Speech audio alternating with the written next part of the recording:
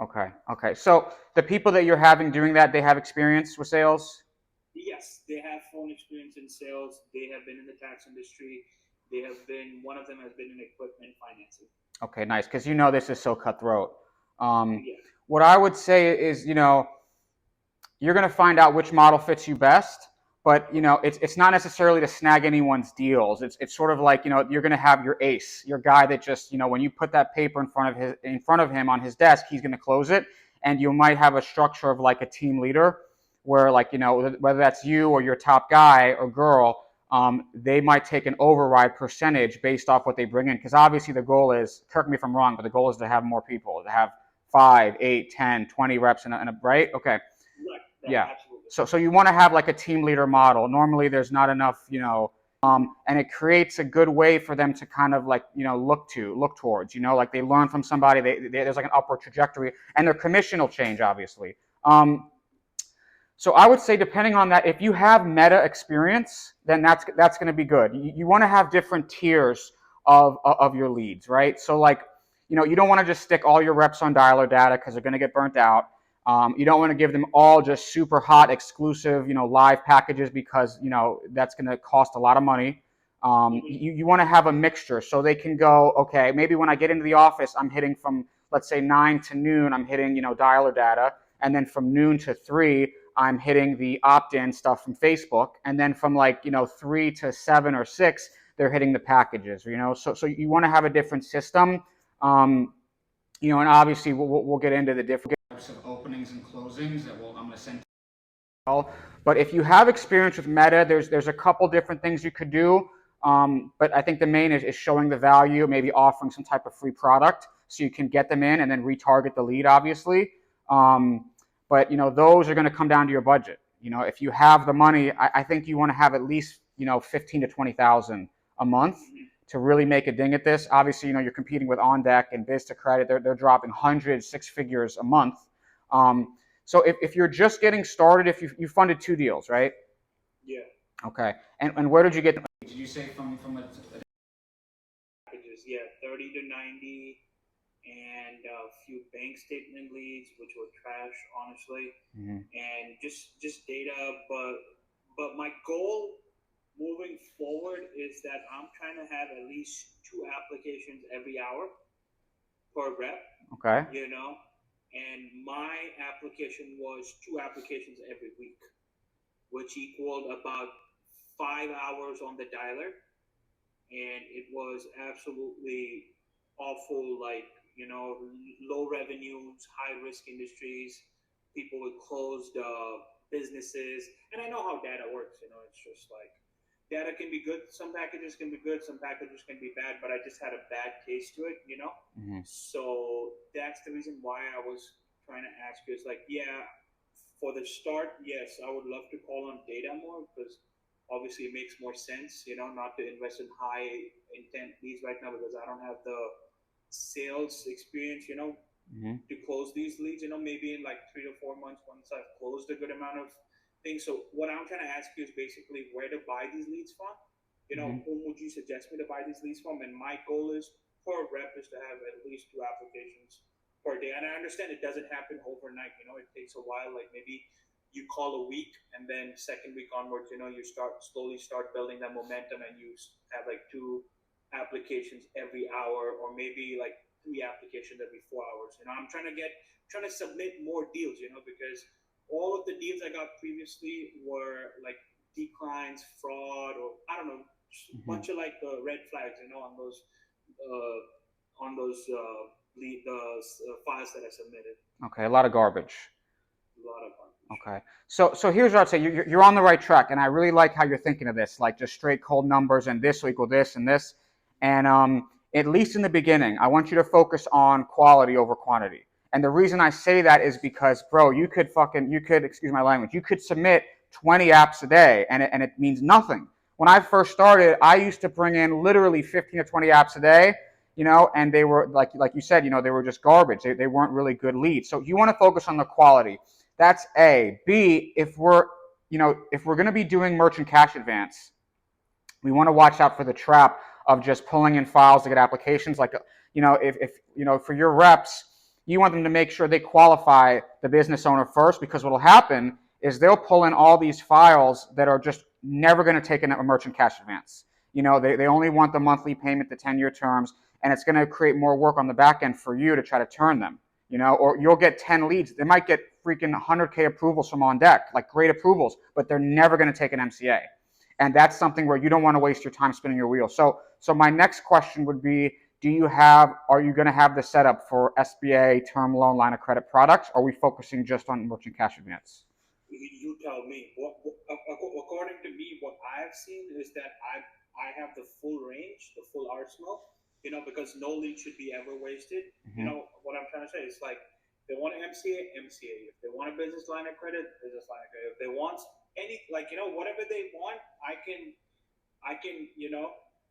basically give them, so that I can slowly have a relationship with them and build my book of business. Okay, that's fair. That makes sense. So what I would suggest then is I want you to focus on merchant cash advance, but in the peripheral, you're going to think about SBAs. Now, the reason I say SBAs is because over the last 6 months to a year, those are the most success that I've had, and I've seen my reps and people I work with have success with, and I'll give you my source for that, where I can show you how to get those done. They have to be pretty good to get it done.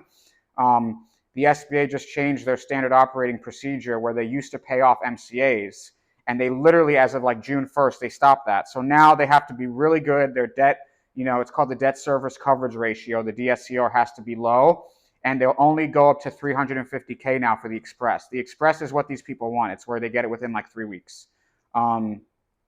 So that's pretty much the point. You're going to make the most money with MCA, but on the side, you're going to pull in deals where they just happen to have a 650 and above score. They happen to have the financials. They happen to not be in too much debt where they'll qualify. So you'll pull in files from that.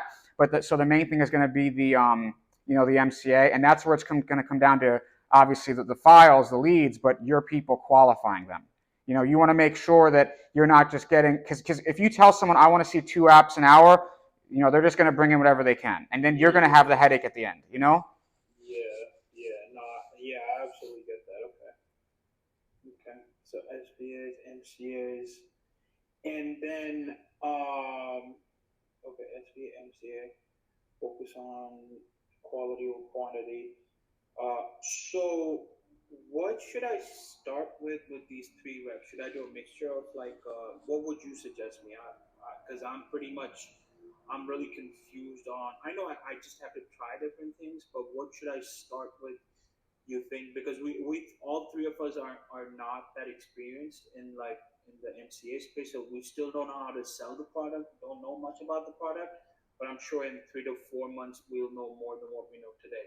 Yes, exactly. I mean, dude, in 3 weeks, you guys are going to know more. You guys are going to pick it up. And I can tell already by talking to you, you're sharp, you're going to get it, especially because you're experienced with the other, business. It's all kind of on the same lines. You're getting stuff from the client, you're needing things, you're submitting them, right? So I would say this, it's going to depend on budget, because, I was trained myself on live inquiry leads. So the best way to break this down is like this, right? Let's say you give someone, you're looking to cover cost. So you're looking to spend as least as possible. So then what do? You buy aged UCC leads, right? I'm talking about the cheapest of the cheap lead. So you put someone on a dialer, they're going to spend all day making $300 to $700 to $800 a day. Obviously when they do the $3 at once thing, they might talk to 10 people, maybe. Okay. Now, if you give them live inquiry stuff, it's going to be a battle. It's going to be harder. They're in competition, but they're going to talk to like 50 or 60% of the people, and they're going to hear the objections. They're gonna get the phone hung up on them. That screw you. I'm not looking for anything. I only want conventional. So you really want to look at it like 2 things. I'd say is the budget. What do you have for budget, and also how quick do you want them to learn? And I don't mean just about your budget just so you can just drop all the money, but because you're going to be wasting money a little bit, and you'd have to look at it like you're using it for training. So let's say you spend $2,500 for 100, let's say, live inquiry leads, where you're getting 25 a day. Just like you said, your guys aren't really there yet to hit them, but what will happen is they'll pick it up because they're going to be talking to people. So it comes down to those 2 things, and that's something that I really can't answer. That if it's worth it to you to spend to get them up to speed sooner, or to spend less, and then it might take a few months to get them up to that speed. So I was thinking my budget for the first month is going to be around $7,000 to $8,000. because I really want to get things moving. And I'm sorry, I don't know if that's a lot or too less. I don't know what it is, but I feel like that's a good number, because I've seen the price. I've gone to different, like, I've done my research. I've found like almost around 40 people selling leads in this space, Yeah. and I have seen everybody's pricing. 25 cents to 75 cents.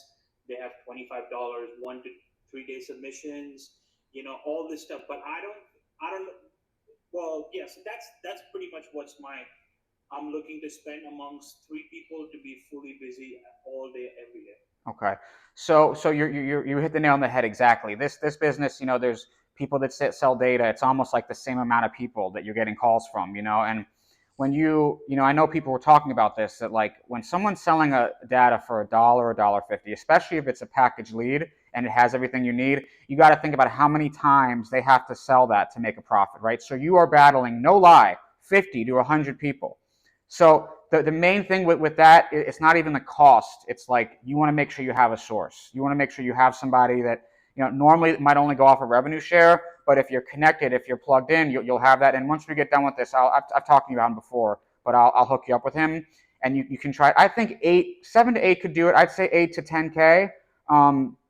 That should cover you for the first month to be solid. But let's talk about something else, because you could spend all that and get nothing if the lenders aren't there. So let's talk about your lenders. And so let's say you do bring in a file. What do you have for that?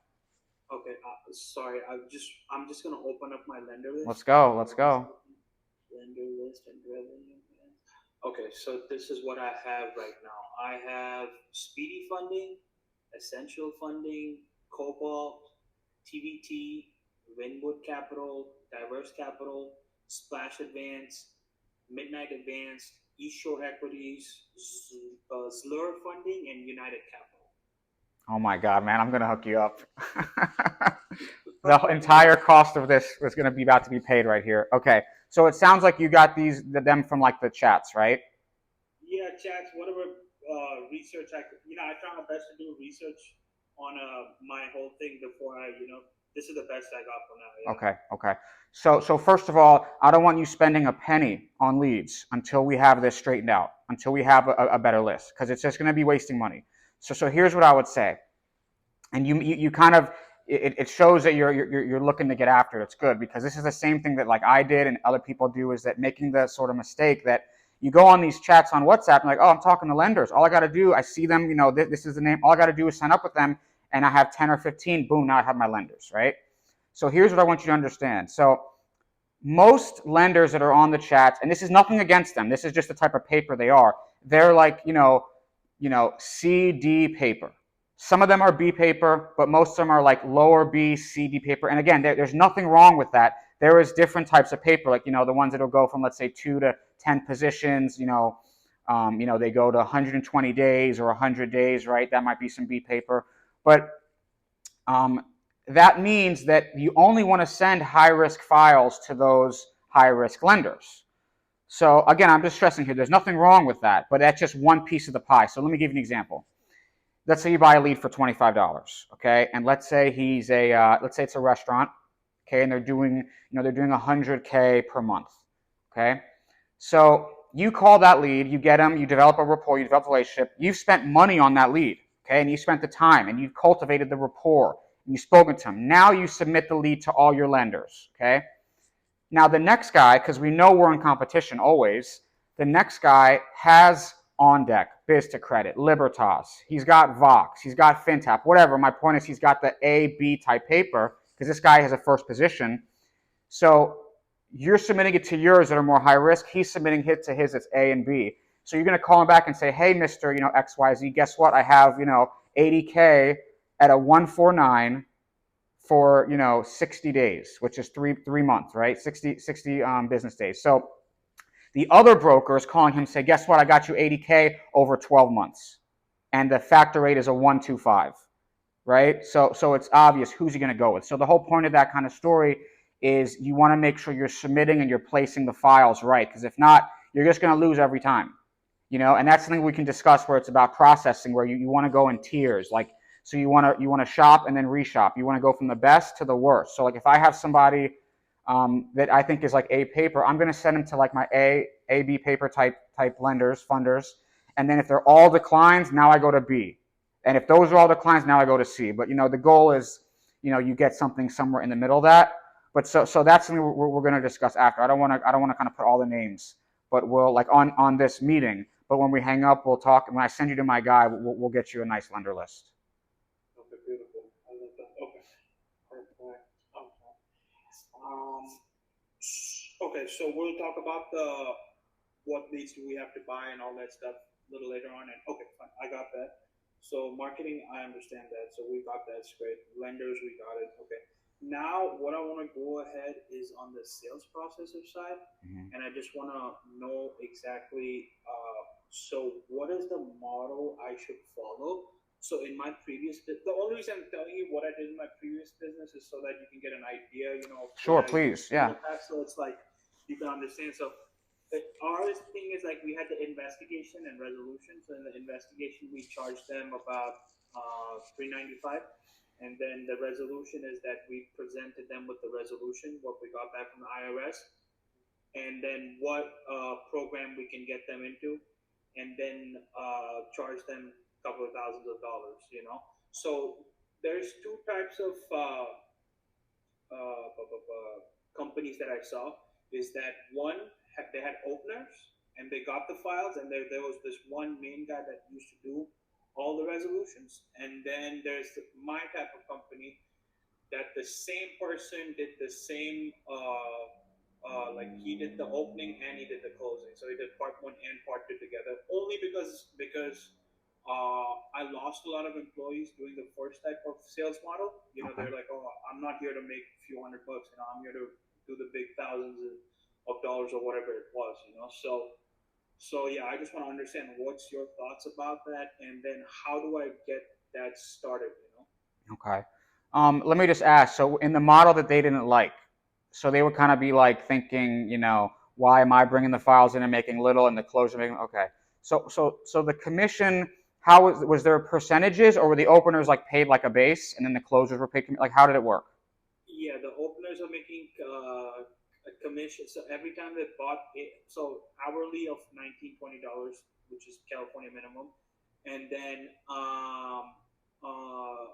50 bucks every time they close the deal, Okay. and then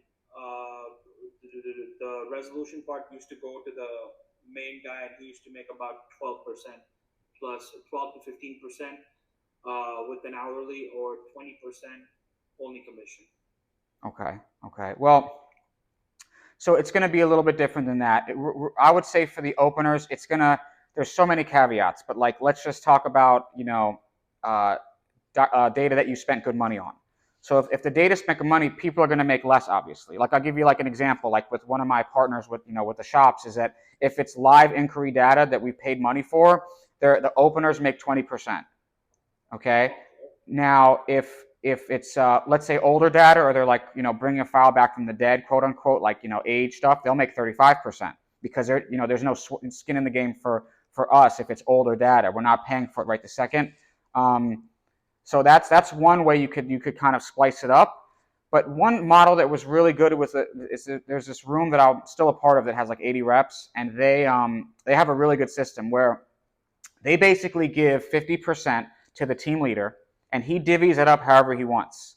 And then 50% is held back for the owner, maybe the processors, the admin, whatever it is. That would be you, right? So the 50%, the team leader will say, let's say this someone's really new. He's going to give them 20%, and the team leader is going to take 30% as the closer.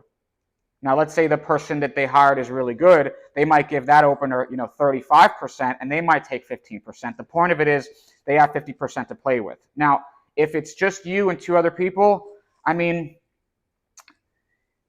you're going to have to see how they do. I think it's going to be best to have a team leader. I think you're going to want that. I'm hoping, I want that to be you, Yeah, because yeah, it's your sure, place, sure, that's me. Yeah. So it'll be something. So you're going to have a lot more wiggle room. There's going to be a lot more meat on the bone if it's just you giving this out. So you could give people 20% if it's really live stuff. You could give them 30 to 35 if it's age. If it's off the dialer, anything off of the dialer, they could do it, 30 to 35%. And then as they get good, you want to reward them, and as long as when they've been there longer, you want to give them bumps, you want to give them more, you want to have like competitive things like spiffs, whoever, I'm sure you know about those. So the main thing is going to be depending on the type of data. If you have to spend a lot for it, they're going to get less. If it's stuff that you haven't spent a lot for or it's old, they're going to get more. Okay. Okay. Okay. I'm just making these notes. Sure. And then I just wanted to go over so sales basically the course you'll send me next, I'll have all the sales stuff that I can work with, read the scripts and stuff. And if I have any questions, I'll let you know. Yes. Okay, that's cool. And then I just want to talk about the technology. Okay, Mm-hmm. so what I'm using right now, and I wanted to see what are your thoughts about that. So, what is the CRM you think I should go ahead to use? Because right now I'm using MCA Simplified. Okay. If you MCA Simplified, yeah, it's not bad. It's like Go High Level, but they've made their like they've made some sort of like how do I say modifications. Mm-hmm. Sending applications one click, texting, all of that stuff is pretty good. So, what are your thoughts about what type of CRM I should use for now? I would say it depends. If you have one that you like and it's working, I would only switch it if there's kind of products that you'd like that it doesn't have. Like if it doesn't let you integrate certain like APIs, whether that be like maybe like certain lender portals it won't let you access, or like you said, if it has the text messages, if that works, I would keep it. I kind of butt heads all the time because I'm super old school. Like I have like a really like a lean team, and we don't even have a CRM, and because we're just dealing with such live stuff when we do it. So if you have a CRM in place, you're definitely going to want one if you're doing the marketing. Obviously, I'm not doing much of the actual like outbound, like, or I'm sorry, like the inbound, like Facebook opt-in things or Google. But if you are, then that one will probably suffice. Or like you Go High Level is very popular. Have to look. Obviously, you have your Salesforce, but it's just gonna again, it can come down to budget. If you have a wallet that's just that can just open without an issue, then I would go for the best one. So I'd go for the Salesforce. I'd pay the top guys to do it. But again, it's all about your budget. If this one's working for you, this MCA Simplified, I would stick to that. I mean, unless there's really a problem where it's not letting you do certain things.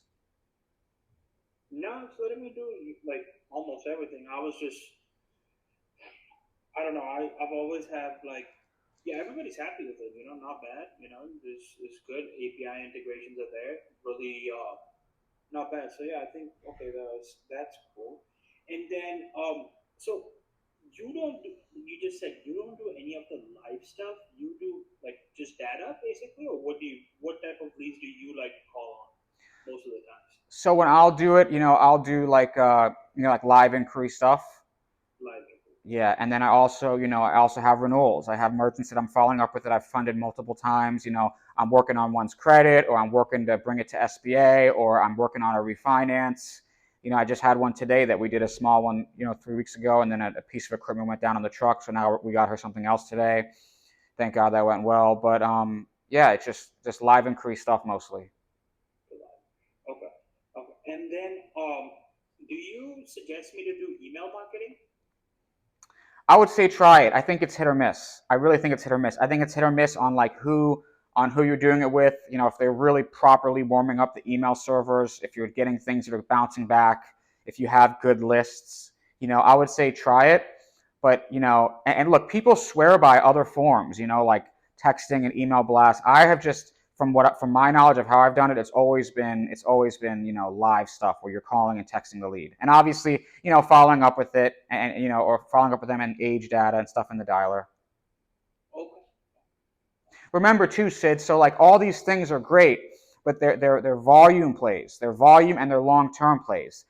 God willing, you have 80, 100 reps. You can send out 5, 10,000 texts a day, and then bring in volume. And kind of sift through it, or send out all these emails. But you want to get the most bang for your buck. Like let's say you do pay 25 per lead. That's $25 for like a CPA of $25 with everything you need. Really, if it's a good file, it's pretty good versus all the time and energy spent. You're going to get a lot of opt-in stuff that's BS. At first, and you're gonna have to sift through all of that. Right. Right. Right. Okay.